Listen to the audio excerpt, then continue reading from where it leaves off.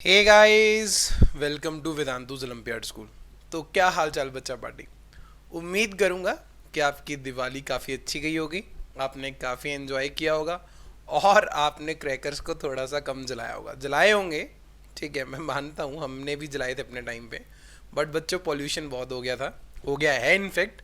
तो उम्मीद करूंगा अपने देश के अच्छे नागरिक बने होंगे, जो कि हम लोग नहीं थे। ठीक है, तो आपने बड़ी मस्ती भी की होगी। चलिए, आई थिंक अब फिर से हमारा जो है वो स्टडी टाइम है।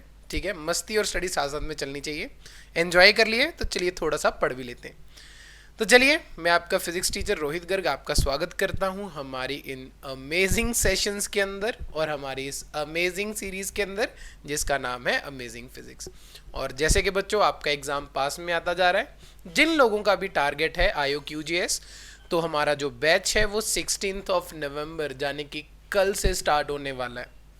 कल को मंडे इसलिए, ठीक है। और कौन कौन से सब्जेक्ट्स हम डील करेंगे? Chemistry, biology, maths and physics. और इसी के साथ एक इंटीग्रेटेड मॉक टेस्ट सीरीज भी स्टार्ट हो रही है, जो कि 22 ऑफ नवंबर से स्टार्ट होगी। उसके अंदर 7 टेस्ट रहेंगे, हर वीक एक टेस्ट होगा। IOQGS पैटर्न टेस्ट होगा और कंप्लीट सिलेबस टेस्ट होगा। अगर आपने क्रैश कोर्स नहीं ज्वाइन करना है तो आप मॉक टेस्ट सीरीज भी ज्वाइन कर सकते हो। ठीक है, तो चलिए बच्चों, आज का जो टॉपिक है उसमें से मोस्ट नंबर ऑफ क्वेश्चंस पूछे जाते हैं किसी भी एग्जाम के अंदर, चाहे वो IOQGS है, चाहे वो आगे चल करके आपका +1 है। ठीक है, तो आज के टॉपिक का नाम जो है मोमेंटम एंड कोलिजन्स। क्योंकि मोमेंटम हम बहुत दफा कर चुके हैं, तो मोमेंटम को मैं टच नहीं करूंगा। जो मेरा मेन फोकस होगा वो कोलिजन्स के ऊपर होगा। पर आप देखोगे कि मैं हर बार कोलिजन के अंदर मोमेंटम का भर करके यूज करूंगा। तो उम्मीद करूंगा आपको मोमेंटम के बारे में पता होगा। ठीक है, नहीं पता है तो मैं हल्का सा आइडिया दे देता हूँ। मोमेंटम है क्या? मोमेंटम कोई डेफिनेशन नहीं होती है। अगर एक बॉडी है जिसका मास m और उसकी स्पीड v है, तो मोमेंटम हो जाएगा m into v. That is it. Vector quantity, units KG metre per second. जिस तरफ वेलोसिटी की डायरेक्शन होगी बच्चा पार्टी, उसी तरफ ही मोमेंटम की डायरेक्शन होगी। चलिए, अब मान लीजिए एक ऑब्जेक्ट है हमारे पास जिसका मास है m1, उसकी स्पीड है u1। अनदर ऑब्जेक्ट जिसका मास m2, उसकी स्पीड u2। और मैं यहां पे अज्यूम कर रहा हूं कि u1 is greater than u2। इनके बीच में यहां पे कोलिजन होती है। ठीक है, दिस इज बिफोर कोलिजन। आप देख सकते हो, this is before collision. Collision से पहले आई है। और ये इस लाइन के बाद जो फिगर है, दैट इज आफ्टर कोलिजन। ये कोलिजन के बाद है। ठीक है, और जैसे ही यहां पे बच्चा पार्टी कोलिजन होती है, ठीक है, जो पहले वाला पार्टिकल है उसकी स्पीड v1 हो जाती है और सेकंड पार्टिकल की स्पीड v2 हो जाती है। और यहां पे ये जो v2 है, that is greater than v1। अब चलिए देखते हैं कोलिजन के दौरान क्या हो रहा है। This is during collision. अगर आप ध्यान से देखोगे बच्चों, ड्यूरिंग कोलिजन ये एकदम से एक दूसरे के ऊपर बहुत ज्यादा फोर्स लगाने वाले, बहुत ज्यादा, मतलब बहुत ज्यादा। ठीक है, क्योंकि एक तो बहुत कम देर के लिए आपस में कांटेक्ट में आएंगे, और जब भी ये कांटेक्ट में आएंगे बहुत ज्यादा फोर्स लगाएंगे। आप इसको अज्यूम कर सकते हैं, गेम है बिलियर्ड जिसको कहते हैं, जिसके अंदर वो स्टिक लेकर के भाई साहब ऐसे ऐसे करके और ठक करके बॉल के ऊपर स्ट्राइक करता है। ठीक है, और बॉल एकदम से भाग जाती है। तो बहुत कम देर के लिए जो इतनी ज्यादा फोर्स लगती है उसको हम कहते हैं कि that force is impulsive in nature, कि एकदम से झटके से फोर्स लग गई। ठीक है, अब यार ये जो m1 है इस पे फोर्स बच्चों पीछे की तरफ लगेगी, और ये जो m2 है इस पे फोर्स आगे की तरफ लगेगी। ठीक है, अब क्यों ऐसा क्यों हुआ? Due to action reaction, Newton's third law का आपको पता है। और अगर मैं बच्चों इस पूरे दोनों ऑब्जेक्ट्स को मेरा सिस्टम मान लेता हूं, इन दोनों ऑब्जेक्ट्स को मैं अपना सिस्टम मान लेता हूं, तो आप मुझसे अग्री करोगे कि net force acting on the system is zero. ठीक है, जो नेट फोर्स है यहां पे जो सिस्टम के ऊपर लग रही है वो जीरो है। ठीक है, और हमें पता है कि F is equal to dp by dt, यानी कि न्यूटन सेकेंड लॉ क्या कहता है कि rate of change in momentum is directly proportional to the force applied on it. अब अगर बच्चों सोच करके देखो कि ये जो एक्सटर्नल फोर्स है वो जीरो है, तो मोमेंटम का जो रेट है वो चेंज नहीं हो रहा है। और कभी भी किसी भी क्वांटिटी की डिफ्रेंशिएशन बच्चों अगर जीरो आ जाए, तो इसका मतलब वो क्वांटिटी क्या हो जाएगी? कांस्टेंट। तो यहाँ पे जो मोमेंटम होगा सिस्टम का, मैं ऑब्जेक्ट का नहीं कह रहा हूं, मैं सिस्टम का कह रहा हूं, यहाँ पे जो मोमेंटम होगा वो कांस्टेंट रहेगा, या फिर हम कह सकते हैं कि वो कंजर्व रहेगा। ठीक है, तो चलिए अब देखते हैं कि ऐसे क्वेश्चन को, इस सिचुएशन को हमने टैकल कैसे करना है, सॉल्व कैसे करना है। ये हमें कंफर्म हो गया कि मोमेंटम यहां पे कंजर्व रहेगा। ठीक है, मोमेंटम विल रिमेन कंजर्व, यहां पे हम लिख रहे थे momentum will remain conserve, momentum will remain conserve. बड़ी बेसिक सी चीजें जो आपने बस ध्यान में रखनी है।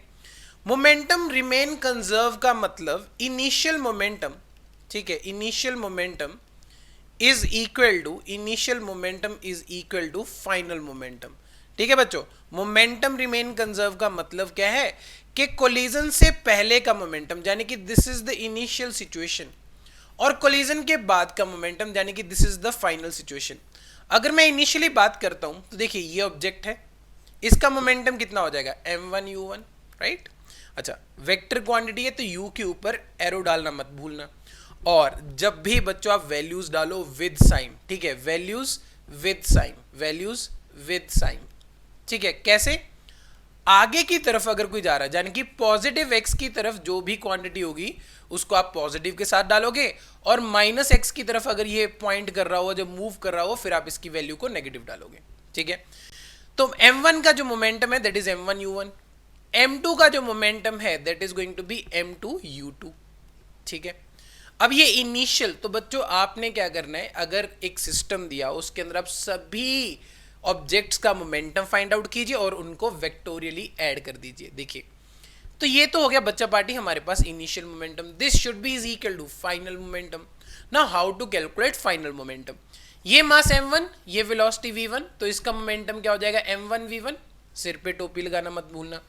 ये मास m2, इसकी वेलोसिटी v2, तो इसका मोमेंटम क्या हो जाएगा m2v2, और क्योंकि ये फाइनल सिचुएशन है तो यहां पे दोनों के मोमेंटम को हम क्या कर देते हैं, ऐड कर देते हैं। तो अब यहां पे रियलाइज करोगे कि ये आपके पास क्या सिचुएशन होगी, initial momentum is equal to final momentum, और इस इक्वेशन को काइंड ऑफ आप घोट करके पी सकते हो। जब भी बच्चों कोलिजन होगा ना, ये इक्वेशन हमेशा वैलिड होगी, इसको यूज किए बिना आप कोई भी क्वेश्चन सॉल्व नहीं कर सकते। तो बस आपका एकमात्र जो दिमाग चलना चाहिए वो इस डायरेक्शन में चलना चाहिए कि मोमेंटम भैया मैंने कंजर्व करना है, और initial momentum should be is equal to final momentum. जब भी मैं वैल्यूज डालूं विद साइन डालूं कि मुझे डायरेक्शन का खास ध्यान रखना है क्योंकि वेक्टर क्वांटिटीज हैं, ठीक है, और सबको वेक्टोरियली ऐड करना है क्योंकि वेक्टर क्वांटिटीज है, ठीक है। चलिए आगे बढ़ते हैं। नेक्स्ट इज बच्चों एनालिसिस ऑफ कोलिजन, कि बेसिकली कोलिजन हो क्या रहा है, उसके अंदर क्या क्या फिनोमिनाज यहाँ पे हैं। मान लीजिए, आपको समझाता हूँ भैया, ध्यान से सुनना, ये बड़ी ही टेक्निकल चीज समझाने वाला हूँ, बड़ी काम आएगी आपके। ये मान लीजिए आपका मास m1 है, इसकी स्पीड u1 है, दूसरा मास m2, इसकी स्पीड u2 है, और यहाँ पे जो u1 है that is greater than u2, ये दे रखा है, ठीक है, कि जो पीछे से जो ऑब्जेक्ट आ रहा है भैया वो जो है आगे वाले ऑब्जेक्ट से तेज चल रहा है। तो यहां पे अगर आप देखोगे तो पूरी की पूरी सिस्टम के पास सिर्फ और सिर्फ काइनेटिक एनर्जी है। अब देखिए यहां पे भिड़ गए तो बेटा क्या होगा, यहां पे डिफॉर्मेशन आना शुरू हो जाएगी। अज्यूम करो कि दोनों ना स्माइली बॉल्स हैं, तो जैसे कोलाइड कर रहे हैं तो जैसे स्माइली बॉल जैसे कंप्रेस होना शुरू हो जाते हैं, तो यहाँ पे भी कंप्रेशन होना शुरू हो जाएगा। मान लीजिए इसकी वेलोसिटी अभी भी u1 डैश है और इसकी वेलोसिटी होगी कुछ u2 डैश। अभी भी मैं कह रहा हूं कि u1 डैश जो है वो ग्रेटर देन है u2 डैश। अब बच्चों सोच करके देखो, काइनेटिक एनर्जी थी बिल्कुल नो डाउट, पर अब काइनेटिक एनर्जी कुछ कम हो गई होगी, प्लस साथ में कुछ पोटेंशियल एनर्जी आ गई होगी। क्यों? क्योंकि पोटेंशियल एनर्जी क्या होती है, energy possessed by an object due to its shape, size, location, orientation. तो यहाँ पे शेप चेंज हो रही है, यहाँ पे चीजें कंप्रेस हो रही हैं, तो वहां पे जो कुछ काइनेटिक एनर्जी है बच्चों वो किसके अंदर कन्वर्ट हो जाएगी, वो पोटेंशियल के अंदर कन्वर्ट हो जाएगी। तो सिचुएशन क्या है कि काइनेटिक एनर्जी कम हो रही है, पोटेंशियल एनर्जी बढ़ रही है। एक ऐसी सिचुएशन आएगी जब यहां पे मैक्सिमम डिफॉर्मेशन हो जाएगी। क्या हो जाएगी? मैक्सिमम डिफॉर्मेशन, यानी कि उससे आगे कोई भी आगे नहीं बढ़ पाएगा। और बच्चों मैक्सिमम डिफॉर्मेशन तभी हो सकती है जब दोनों ऑब्जेक्ट्स की जो वेलोसिटी होगी ना वो सेम हो जाएगी।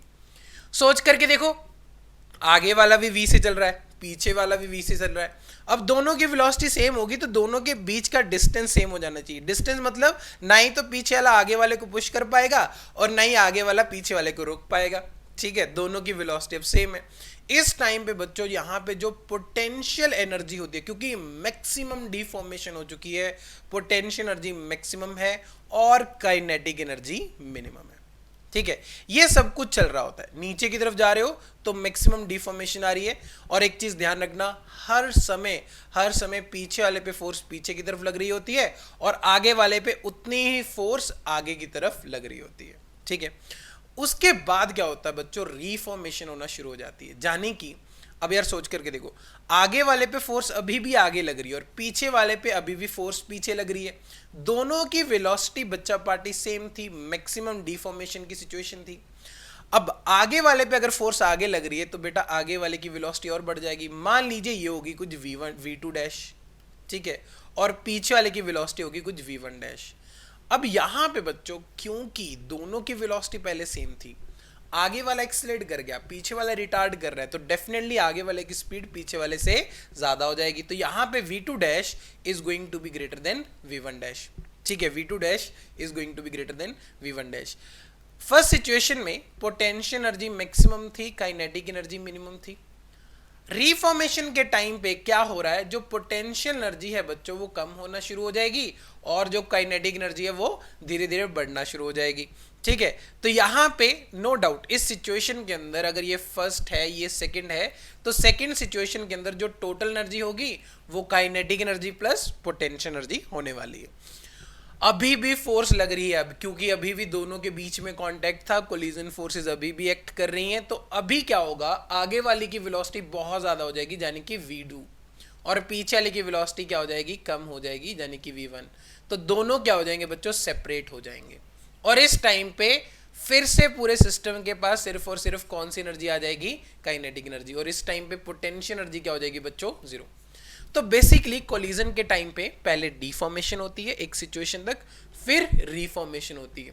जैसे डिफॉर्मेशन होना शुरू होती है तो जो काइनेटिक है वो पोटेंशियल के अंदर कन्वर्ट हो जाती है, और जैसी रिफॉर्मेशन होना शुरू होती है तो जो पोटेंशियल है वो वापस से काइनेटिक के अंदर फिर से कन्वर्ट हो जाती है। ठीक है, उम्मीद करूंगा इतना आप लोगों के दिल और दिमाग में बस गया होगा।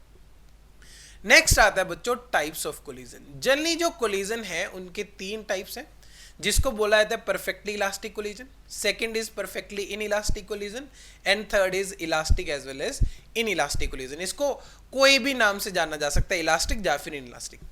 परफेक्टली इलास्टिक कोलिजन बच्चों कौन सा होता है, बेसिकली जिसके अंदर कंप्लीट रिफॉर्मेशन टेक्स प्लेस। ठीक है, जिसके अंदर डिफॉर्मेशन होने के बाद बच्चों पूरी की पूरी रिफॉर्मेशन हो जाए, complete reformation takes place, that is called the perfectly elastic collision. और एक चीज का ध्यान रखना, आपको मैंने बताया था इनिशियल भी काइनेटिक एनर्जी, फाइनल भी काइनेटिक एनर्जी, यानी कि सिस्टम की जो काइनेटिक एनर्जी है that will remain conserved. I am talking only about the kinetic energy.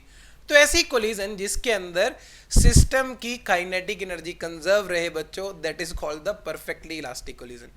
Now what is perfectly inelastic collision? Perfectly inelastic collision कौन सी होती है बच्चों, जिसके अंदर no reformation at all, no reformation at all, कोई भी reformation ना हो, मतलब जहां पे मैक्सिमम डिफॉर्मेशन हुई थी, मैक्सिमम पोटेंशियल एनर्जी थी, वहां पे चीजें रुक जाएं।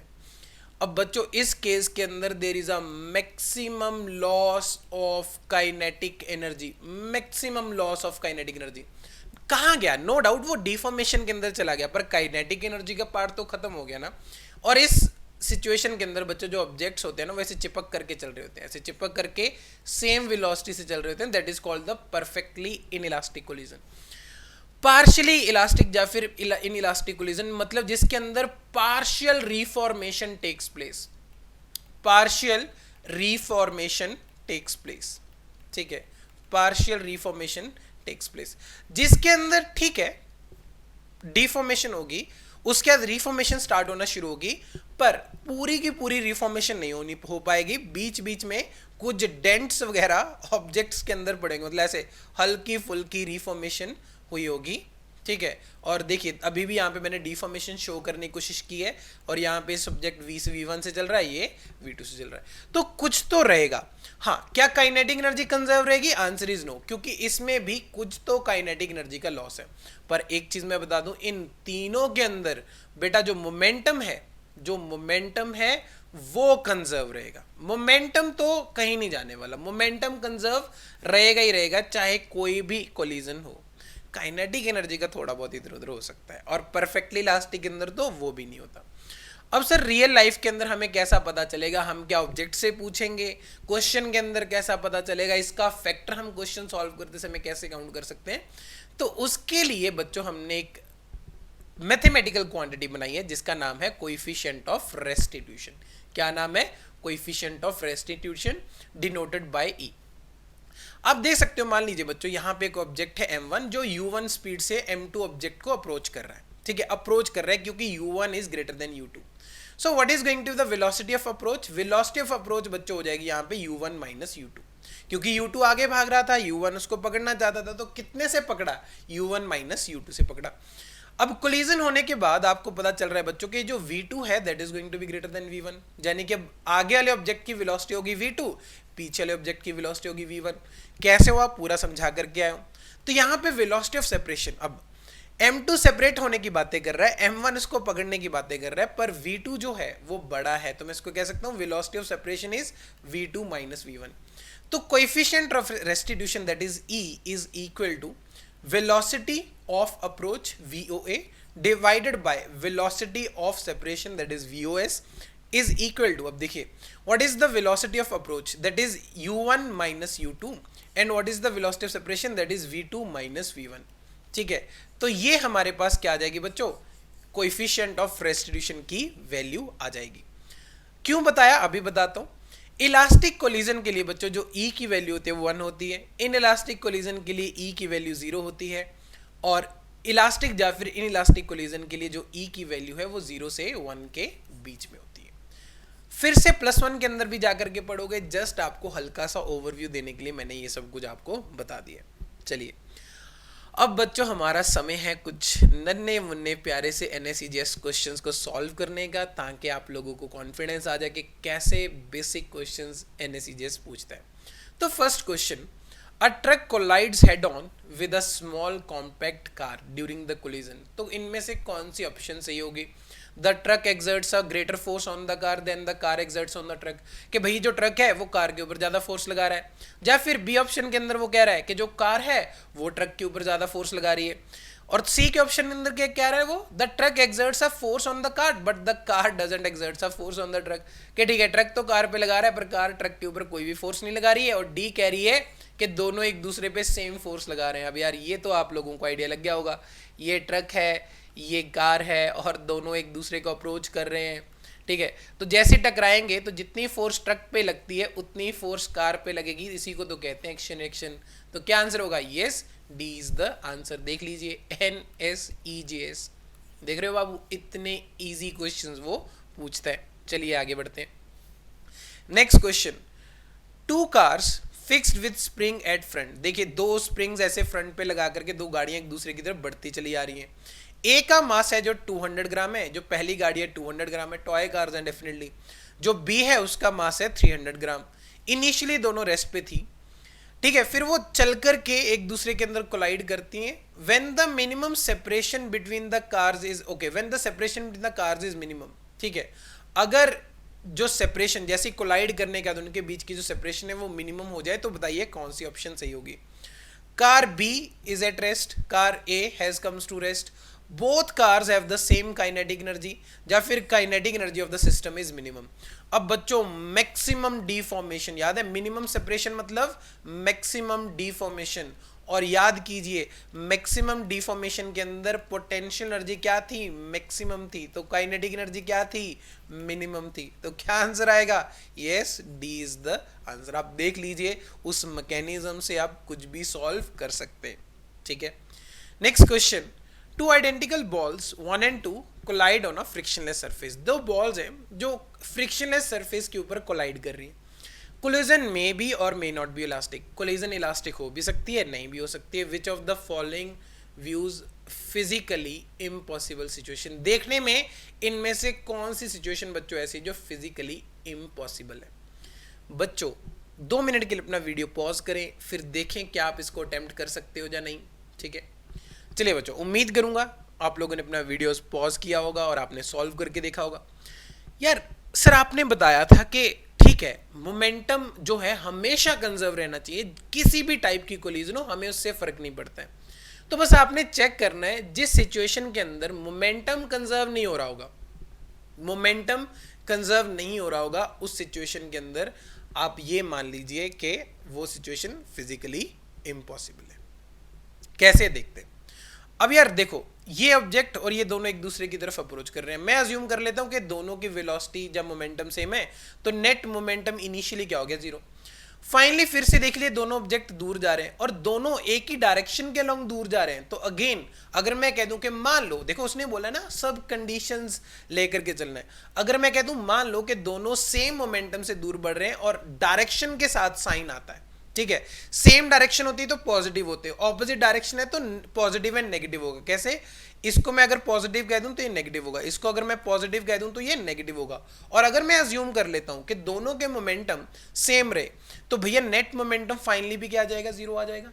तो इनिशियल मोमेंटम भी जीरो, फाइनल भी जीरो। क्या सिचुएशन कंजर्व्ड है? बिल्कुल सही, यस। चलिए, तो ए तो हमारी ऑप्शन नहीं है। सी के पास चलते। 1 पॉजिटिव एक्स की तरफ जा रहा है, 2 माइनस एक्स की तरफ जा रहा है।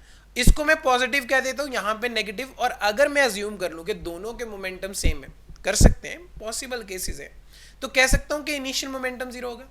फाइनली देखिए बच्चों, ये दूर जा रहा है और ये नजदीक आ रहा है, पीछे जा रहा है, ये एक ऊपर जा रहा है और एक नीचे जा रहा है, एक ऊपर जा रहा है और एक नीचे जा रहा है। तो यहां पे मैं कह सकता हूं कि चलिए ऊपर वाला पॉजिटिव, नीचे वाला नेगेटिव, दोनों सेम है, तो अगेन फाइनल क्या हो जाएगा, जीरो। तो yes, again momentum is conserved, तो ये भी हमारी ऑप्शन नहीं है। डी की बात कर लेते हैं। चलिए मैं अज्यूम कर लेता हूं कि यहां पे बच्चों जो हमारा 1 है या फिर 2 है, 2 जो है डोमिनेटिंग है, ठीक है, क्योंकि मुझे देखना है सभी कॉम्बिनेशंस। 2 डोमिनेटिंग है 1 से, तो जो नेट मोमेंटम आएगा वो पीछे की तरफ आएगा।